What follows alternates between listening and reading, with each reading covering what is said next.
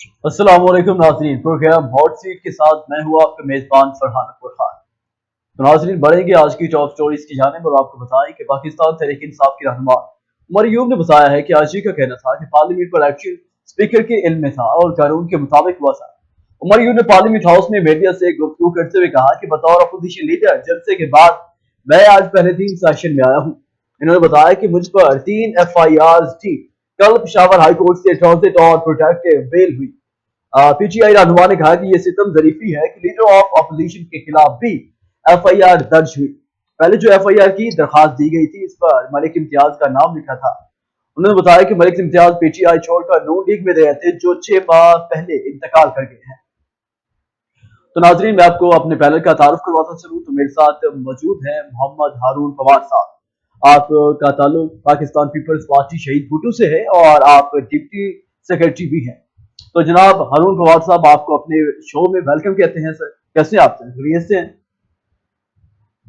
बिल्कुल ठीक ठाक सर। अच्छा जनाब हारून साहब सवाल ये है कि सर अगर आईजी का कहना है कि ये सारा कुछ स्पीकर के इल्म में था और स्पीकर की इजाजत के साथ हुआ, हम असेंबली के अंदर दाखिल हुए थे तो फिर स्पीकर कौमी असेंबली ने सर एक्शन क्यों लिया?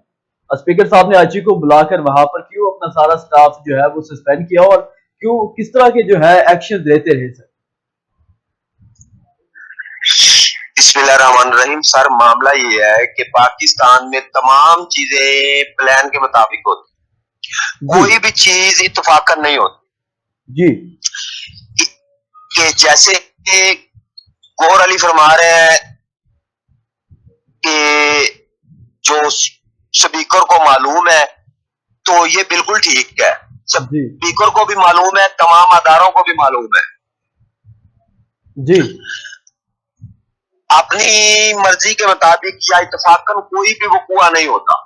ये आज नहीं, ये पाकिस्तान की तारीख है। जिस वक्त भी आप देख लें, लियाकत अली खान को भी देख लें, उनका भी वकूआ ऐसे ही हुआ है। तो ये लोगों को सिर्फ बेवकूफ बनाया जाता है कि आया के दिखाने के लिए कि ये सब इत्तफाकन हो रहा है, मगर ये इत्तफाकन नहीं हो रहा होता, ये प्लान के तहत हो रहा होता है। जी अच्छा जनाब दुरुस्त फरमा रहे हैं। जी जी अच्छा जनाब कुमार साहब, सर अपोजिशन के ऊपर जो है FIR दर्ज होना कोई मतलब जो है वो नई बात नहीं है सर। पुरानी बात है, इन पे FIR जो है वो दर्ज होती रहती है। हर हुकूमत ही सर अपोजिशन के ऊपर जो है वो FIR दर्ज करती रहती है सर। अपोजिशन लीडर के जो है वो उस्ताद होते हैं सर। साबिका हुकूमत के दौर में भी जो अपोजिशन लीडर थे शहबाज शरीफ साहब थे, वो भी सर अब जेल में रहे। तो सर इसमें कौन सी नई बात है? तो सर ये जो है जी इसमें कोई नई बात नहीं है। पाकिस्तान की असेंबली के अंदर पाकिस्तान के जो पहले स्पीकर थे ना, मौलवी तमीजुद्दीन साहब, जी जी उन्हें असेंबली के अंदर ही मार दिया गया था असेंबली के लोगों ने जी हाथापाई के जरिए। तो ये तो अपोजिशन लीडर है, अपोजिशन लीडर के खिलाफ FIR होना कोई नई बात नहीं है। हाँ जी हाँ जी, कोई अपोजिशन लीडर के खिलाफ FIR होना कोई नई बात नहीं है। ये पाकिस्तान की रवायत है। वही बात मैं कह रहा हूँ, हमेशा चेंज नहीं होती सर वही बात मैं कह रहा हूँ कि ये जो है सिलसिला जो है वो पुराना है। ये जो FIR जो अपोजिशन है, हुकूमत है, अपोजिशन पे FIR दर्ज करवाती रहती है। वही बात मैं आपसे कह रहा था सर। अच्छा सर जनाब स्पीकर साहब को जब असेंबली के सारा कुछ ये नोटिस में था कि ये काम होने वाला है, सर IG ने इस तरह का जो है वो बयान क्यों दिया? फिर ये सारी बातें जो नोटिस में थी सर, तो मुझे सर ये बात बताएं कि आप फिर इतना ये कुछ असेंबली की जो तौहीन की गई सर, इस असेंबली की तौहीन कराने के अंदर खुद ब खुद फिर अयाज सादिक साहब शामिल थे। ये बात हो सकती है सर? फिर मामला ये है कि सर अगर बात तौहीन की जाए ना जी तो ये इन बड़े लोगों की मर्जी होती है। ये तौहीन पे आए तो 9 मई बना देते हैं, अगर तौहीन पे ना आए तो असेंबली में भी लोगों को गिरफ्तार सर यहाँ पे तो बड़े लोगों की सर बात नहीं हो रही, बड़े छोटे की यहाँ पे कोई बात नहीं हो रही सर। ये तौहीन हुई पार्लियामेंट में, सर तौहीन हुई तो सर पाकिस्तान की बात है ना। बड़े लोगों से बात, जो मैं कहना चाह रहा हूँ आप समझ गए हैं कि बड़े लोगों से क्या बात है। जी जी मामला ये है कि अगर ये तौहीन करने पे आए, तौहीन साबित करने पे आए तो फिर ये 9 मई भी बना सकते हैं जी, ये इजना हाउस भी बना सकते हैं। अगर तौहीन ना कर, इनकी नजर में तौहीन ना हो तो फिर असेंबली के अंदर से भी लोग गिरफ्तार हो, जो पाकिस्तान की सबसे मुकद्दस जगह है। जी पाकिस्तान के जितने भी अदारे हैं, तमाम अदारों में सबसे मुकद्दस जगह असम्बली है कि जी जहाँ पे पाकिस्तान के कानून का फैसला होता है, जहाँ पे लोग कानून बनाते हैं, हमारे जिंदगी के लिए बेहतरीन रास्ता इख्तियार करते हैं, हमें नई नई चीजें देते हैं कि आया कि इन चीजों के मुताबिक आपने अपनी जिंदगी गुजारनी है।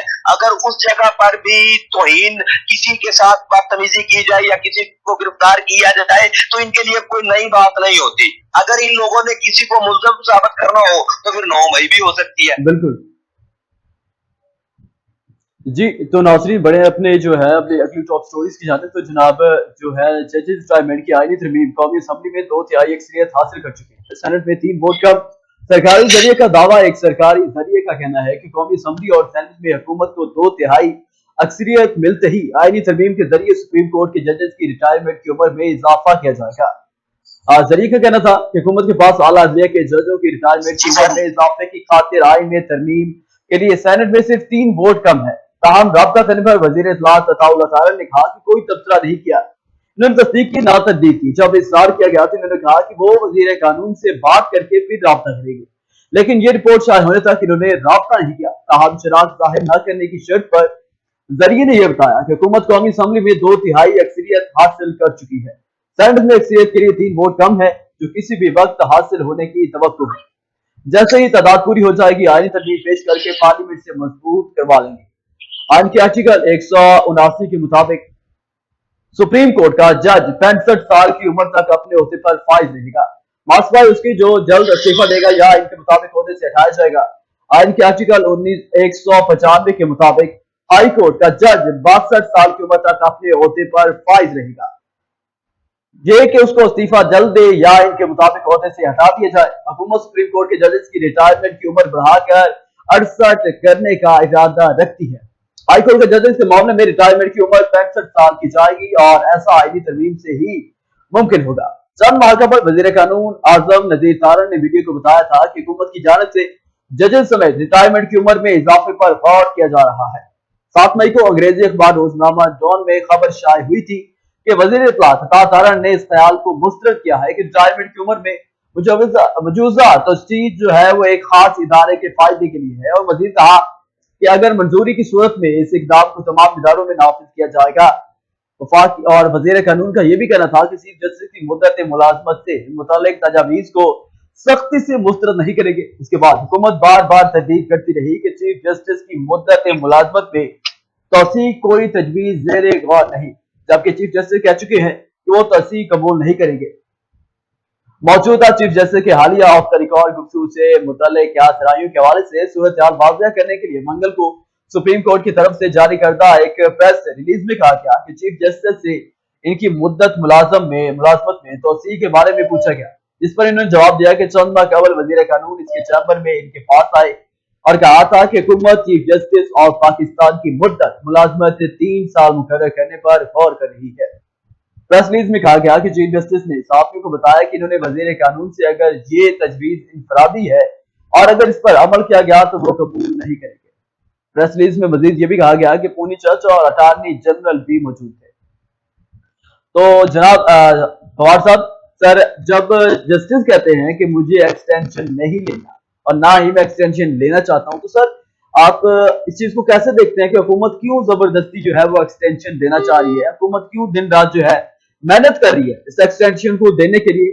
सर हुकूमत को जो है इस तरह की भाग दौड़ कर रही है, अगर एक्सटेंशन मिल जाती है सर इस सूरत में जो है वो अदलिया का जो है फ्यूचर क्या देखते हैं आप? क्या इस चीज के साथ जो नए की जगह बनता है मंसूर अली शाह, क्या वो इस तरीके से जो है वो चीफ जस्टिस के साथ काम कर सकेंगे?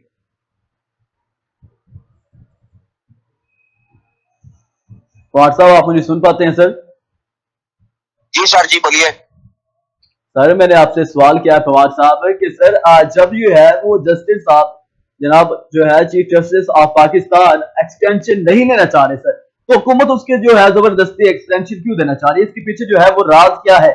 उनकी मेहनत, उनकी दिन रात जो है वो भाग दौड़ इसके पीछे है कि एक्सटेंशन दी जाए। सर एक्सटेंशन का मकसद क्या है? सर जरूरत इजाद की मां है जी बिल्कुल। कोई भी इंसान, कोई भी अदारा, कोई भी जी किसी की आदमी को या किसी फर्द को कोई बेनिफिट नहीं देना चाहता, वो अपनी जरूरत के तहत देना चाहता है। बिल्कुल। अगर असेंबली के लोगों को जरूरत है चीफ जस्टिस की, तो वो उसकी मुद्दत में इजाफा कर रहे हैं। जी। दूसरे नंबर पे चीफ जस्टिस साहब जो फरमा रहे हैं कि मैं इसमें इजाफा नहीं चाह रहा, तो वो अपनी बेहतरी के लिए कह रहा है कि उसने देखा है कि पाकिस्तान के जो हालात है 2022 से अब तक जो हालात अवाम के सामने है, जी। उन हालात को मद्देनजर रखते हुए वो अपनी उसकी मुद्दत में इजाफा उसके लिए नुकसानदेह है। आया कि जिंदगी का जो आखिरी हिस्सा होता है उसमें कोई भी इंसान नहीं चाहता कि मैं कोई बदनामी लेकर जी। अपने नाम पे कोई दबा लेकर जाऊं। जी। तो जो जरूरतमंद होते हैं वो चाहते हैं कि इससे और ज्यादा नवाजा जाए, इससे ज्यादा और क्या उसे नवाजा जाएगा। वो चीफ जस्टिस तो पाकिस्तान तो पहले भी है। बिल्कुल सर।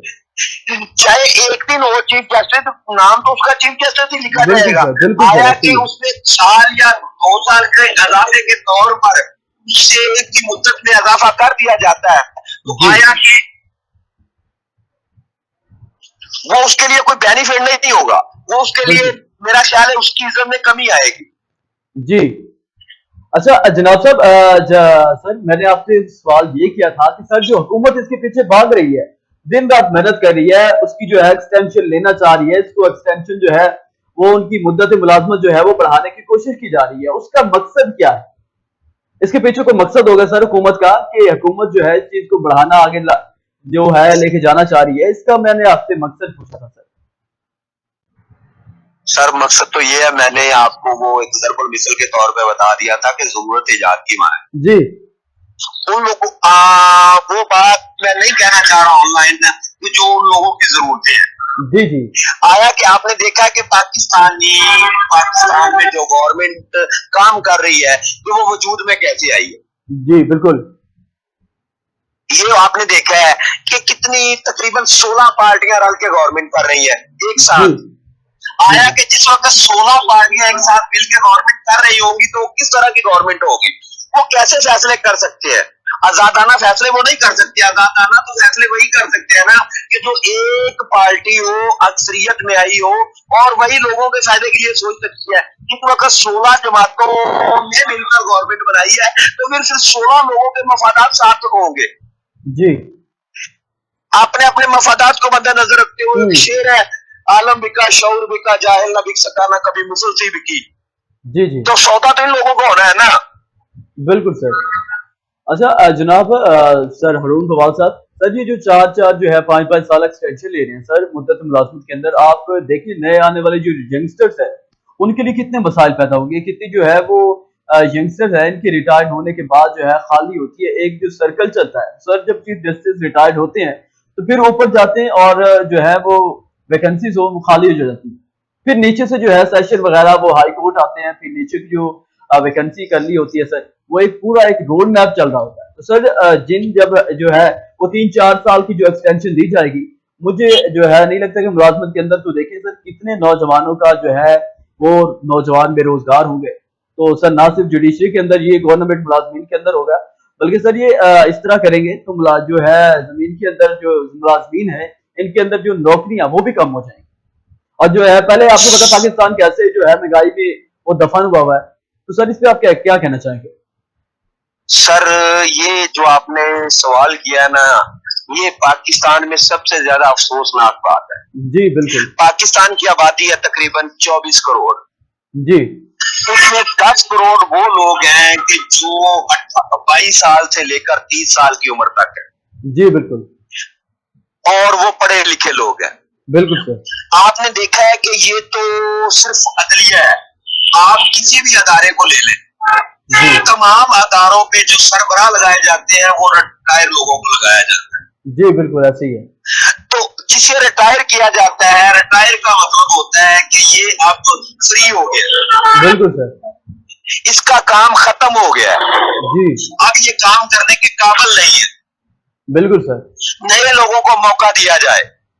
तो आया कि हमारे पाकिस्तान में तो रवाज है कि जो रिटायर होगा उसे सरबराह लगा दिया जाएगा। बिल्कुल सर, यही बात मैं आपसे जो है वो बात करना चाह रहा था, इसका जो है तो वो पाकिस्तान में जी जो 10 करोड़ लोग हैं, 10 करोड़ नौजवान लोग हैं, जी आप कभी गौर करें, किसी भी रोड पे चले जाएं तो आपको ऐसे लोग मिलेंगे जो भीख मांग रहे होंगे, जिनके पास इंजीनियर की डिग्री होगी, जिनके जी पास लॉ की डिग्री होगी। बिल्कुल अभी रिसेंटली मेरा एक दोस्त है यार, मेरा एक दोस्त है एमबीबीएस डॉक्टर, उसकी में कई क्लिनिक बनाना है। जी जो आदमी पाकिस्तान में 3 करोड़ रुपया लगाकर एमबीबीएस कर रहा है, तो वो एक मामूली दुकान बनाने के लिए तैयार हो रहा है, क्यों? बिल्कुल सर, बिल्कुल वो इसलिए हो रहा है कि आया कि ये लोग किसी को हक देते ही नहीं है। बिल्कुल सर, जिन लोगों का हक है, अगर अपने बच्चे अपनी आंखों के सामने जिनके ऊपर आपने लाखों रुपए खर्च किए हैं, वो ओवर एज हो रहे होंगे, तो आप क्या करेंगे ये बताएं। जी सर, बिल्कुल ऐसे ही है सर। ये हुकूमत की जिम्मेदारी है। हुकूमत सिर्फ अपने मफादात के लिए पुराने लोगों को दोबारा मुलाजमत पे रखते हैं, उन्हें ओहदे पे रहने देते हैं कि ये लोग हमारे काम आएंगे, इसलिए नए लोगों का मुस्तकबिल तबाह हो जाता है। बिल्कुल सर, पाकिस्तान में पिछले 2 साल से कोई भी शोबा बता दे जहाँ पे लड़कियों की भर्ती हुई हो बड़े ओहदे पर, बिल्कुल सर, बिल्कुल बहुत कम। पाकिस्तान में जितनी इंडस्ट्रियां वो भी तबाह हो चुकी हैं, वो भी लोग पाकिस्तान से अपनी इंडस्ट्रियों को बैरूने मुल्क ले गए हैं, बांग्लादेश ले गए हैं, इंडिया ले गए हैं या श्रीलंका ले गए हैं। पाकिस्तान में तो बेरोजगारी की इंतहा हो चुकी है, और जी ऊपर से हम लोगों ने ये फैसला किया है, हमारी गवर्नमेंट ने ये फैसला किया है कि हमें अभी भी उन लोगों की जरूरत है जो 60 साल प्लस हो चुकी है। जी जिन लोगों की एज 60 साल प्लस हो जाती है, जी जो 4 पाई होती है वो जोड़ी में फेंक दी जाती है, तो हमें जी इन लोगों को एक कुर्सी हमारे सर के ऊपर रखी गई है। बिल्कुल सर, बिल्कुल ऐसे ही है कि हमारे जो है वो माशाल्लाह से जो बुजुर्ग है वो जब वो आया कहते कि हैं कि ममालिक में रवाज है कि उन्हें ओल्ड एज बिल्कुल ओल्ड होम भेजा जाता है। जी सर, और उनको जो है वो वहाँ पे सहूलियात दी जाती है, और यहाँ पे सर जो नौजवान नस्ल है वहाँ पे उसको मुसल्लत कर दिया जाता है। यहाँ पे पाकिस्तान में नौजवान नस्ल जी के सर, ऊपर इनको मुसल्लत किया जाता है। आवाज सॉरी सर क्लियर नहीं आ रही। जी तो हेलो जी जी सर, आप जी वहाँ सर, से आवाज सर आपको आवाज आ रही है मेरी फवाद साहब? हाँ जी, आप बोलिए जी तो नाज़रीन बढ़ेंगे बोलिए अपने आप। अगले जो है वो सर टॉपिक की जानिब। बानी पीटीआई इमरान खान ने अली अमीन गंडापुर के साथियों के बारे में गुफ्तगू को नामुनासिब करार दे दिया है। अडियाला जेल में साथियों से गैर रस्मी गुफ्तगू करते हुए बानी पीटीआई ने कहा कि अली अमीन गंडापुर की सहाफत के बारे में गुफ्तगू की तायीद नहीं करता। इन्होंने कहा कि अली अमीन गंडापुर को साथियों के बारे में ऐसी गुफ्तगू नहीं करनी चाहिए। बानी पीटीआई का कहना था कि अली अमीन गंडापुर जोश खिताबत में बहुत कुछ ज्यादा भूल गए, और साबिक वज़ीर आज़म ने कहा कि सहाफी प्रेशर में काम कर रहे हैं, वो जो काम कर रहे हैं वो जहाद है। तो जनाब सर सर वकार साहब, सॉरी जनाब पवार साहब, तो सर अली अमीन गंडापुर साहब ने जो बयान तो दे देते हैं, लेकिन सर जब जलसे के अंदर खड़े होते हैं या वो किसी जगह पर तकरीर करते हैं तो सर उनको पता नहीं चलता कि मैं क्या बोल रहा हूँ, मुझे क्या लगता है। सर ये जो इनके बयान अक्सर इनकी जो है ना वो पार्टी के लिए और इनके लिए जो वबाल जान साबित होते हैं, और ये इसी तरीके में जो है मैं भी कहूंगा कि बेवकूफियां करते हैं। जिस तरह की जो है साफी बिरादरी के बारे में इन्होंने बात की है, तो सर अल्फाज यूज किए, उन्होंने जलसे में खड़े होकर साफियों के बारे में अल्फाज भी यूज किए, तो सर इन्होंने हुकूमत को थ्रेट भी किया और चैलेंज भी किया। तो सर इस पर आप क्या कहना चाहेंगे? सर मामला ये है कि ऐसे अल्फाज तो साथी क्या किसी के बारे में भी इस्तेमाल नहीं करने चाहिए। जी बिल्कुल। पहले नंबर पे इखलाकियात तो ये हमें सिखाती है। जी आया कि आज सबसे पहले हम मुसलमान हैं, और हम मुसलमान होने के नाते हमें इखलाकियात ये सिखाती है कि किसी के बारे में भी नाजेबा अल्फाज इस्तेमाल नहीं करने। जी बिल्कुल, बिल्कुल ऐसे ही है। दूसरे नंबर पे जो अली अमीन गंडापुर साहब हैं, तो उनके लीडर तो जेल में है इमरान खान साहब, और पूरी पार्टी के अंदर सिर्फ एक कश्मकश है, और वो ये है कि सभी लीडर बनना चाह रहे हैं। जी आया कि कुछ लोगों की रूटीन होती है कि वो गांव में एक कल्चर होता है कि किसी आदमी ने खुद को मकबूल करवाना हो ना, जी जी बिल्कुल। तो वो गांव के चौधरी के बारे में अल्फाज इस्तेमाल करते हैं। जी आया कि उसकी वजह से मेरा नाम भी बनेगा। जी आया पाकिस्तान में सब लोग इमरान खान तो नहीं हो सकते, इमरान बिल्कुल खान एक ब्रांड है।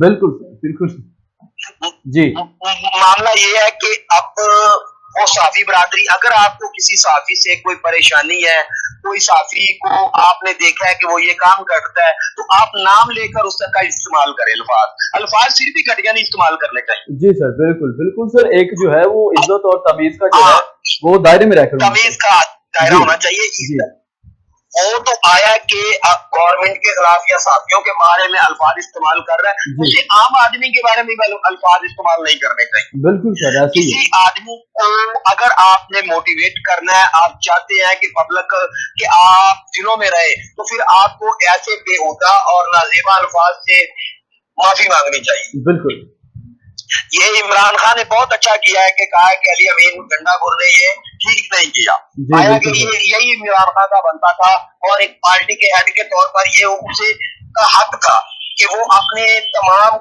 ओनली अली अमीन गंडापुर को नहीं, तमाम पार्टी रहनुमाओं को ये बात बताए कि इखलास से गिरी हुई बात किसी के बारे में भी इस्तेमाल नहीं करनी चाहिए। जिस आदमी ने जो बुराई किया उस बुराई को नॉमिनेट करें आप। बिल्कुल अगर किसी आदमी ने किसी का हक मारा है तो उस हक को बयान करे, ये नहीं कि उसकी खिलाफियात के बारे में। बात हम कर रहे हैं पाकिस्तान में अब जो सियासत चल रही है, उसमें सबसे पहले ये होता है कि ये तमाम लीडरान बात ये करते हैं कि सबसे पहले इखलाकियात पर आ जाते हैं, उसकी बिल्कुल जातियात पर आ जाते हैं। जी जातियात पर तो आना ही नहीं चाहिए। जी बिल्कुल। अच्छा जनाब सर कुमार चलो, साहब जिस आदमी ने जो गुनाह किया उसको नॉमिनेट करें आप। अगर आप जी बहादुरी का मुजाहरा कर रहे हैं, अगर आप इनकलाब का मुजाहरा कर रहे हैं, तो फिर ये कहते हैं कि फलां आदमी ने ये काम किया है। जी अच्छा आप तमाम बरादरी को, साफी बरादरी को एक साथ नहीं ले सकते।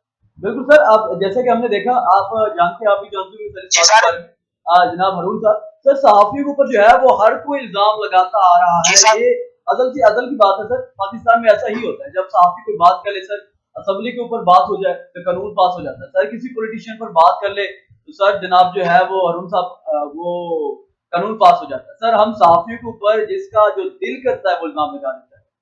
सर एक पार्टी इतनी होती है कि हमें सलीफा क्या जाती है, एक पार्टी ऐसे आती है हमारे किरदार पे जो है, हमारी ये है इंतजामिया कि पे, ना, हमारे चैनलों पे एक इल्जाम आपको लगा देती है। छोटी सी सर स्टोरी आखिर बताने लगा हूं। कब तक सर ये काम चलता रहेगा? हमारी इज्जत सर, हमारी कहाँ की इज्जत सर, हमारी जो सहाफत की इज्जत सर कहाँ है? सर आपको एक छोटी सी स्टोरी बताने लगा हूं जी कि कौवे ने तोते से पूछा कि आप पिंजरे में क्यों कैद है? जी तो उसने कहा कि मैं बोलता मैं हूं। बोलता हूँ जी